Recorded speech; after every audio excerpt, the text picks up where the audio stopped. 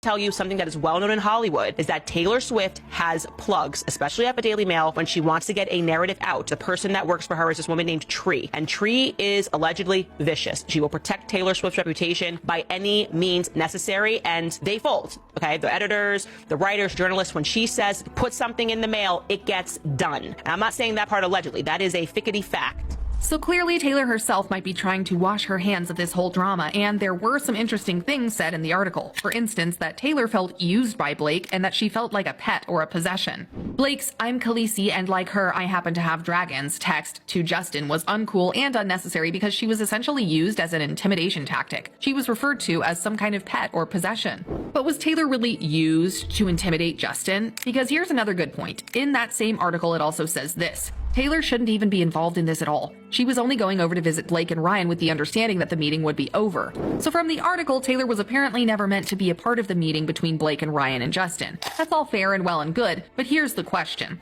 If she wasn't meant to be part of the meeting, why didn't she just wait for the meeting to finish? Because now it's kind of looking like she inserted herself in the meeting anyway. Peer pressured him to make a change that he didn't want to make to his movie. So her follow-up text, which reads like a psycho, obviously, "I'm Khaleesi, these are my dragons," she said it because you did something, okay? He clearly texted and said you didn't have to do that. But here's where things get really interesting and a bit creepy, because according to Candace Owens, Taylor Swift may have had a hand in another article. You know, that article that destroyed Justin Baldoni? New York Times article. This took some clever investigation, but when internet detectives came across this next clip, they all had an aha moment. See this guy saying "sleep tight" to Taylor? Well, that guy is none other than Ronan Farrow, who surprisingly enough, the Daily Mail had also previously reported that he and Taylor are good friends. Taylor Swift's surprising new friendship with liberal journalist Ronan Farrow revealed. And why is this important? Because Ronan Farrow can probably be considered as the godfather of the Me Too movement. He was the guy who exposed Harvey Weinstein, and according to Candace, he's also worked for the New York Times, the same magazine who broke the news on Blake Lively alleging that Justin Baldoni's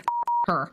And as per Candace Owens, well, she doesn't believe that Blake and Ryan have enough star power to pull strings at the New York Times. But guess who does? Yep, Taylor Swift. You will recall that I kept saying that someone like Blake Lively, this is my gut instinct, she could not have had the star power to get the New York Times to put their entire professional reputation on the line to smear someone like Justin Baldoni. They are just not in that camp of celebrities. Blake Lively cannot get Pulitzer Prize winning New York Times journalists to smear someone like Justin Baldoni. That was why I was drawn to Taylor Swift as a character. And if all this is true, then this next bit of information is all the more crazy. And that is the date which this video clip was taken, early November 2024, a month before the New York Times article was published. So what internet detectives and even Candace Owens are asking is this: did Taylor Swift collude with Blake and Ryan to run the New York Times piece and to discredit Justin Baldoni and to steal his film away from him? Because this next bit of evidence will really get you questioning Taylor's innocence. But more importantly, it may get you thinking, should Blake Lively and Ryan Reynolds go to jail?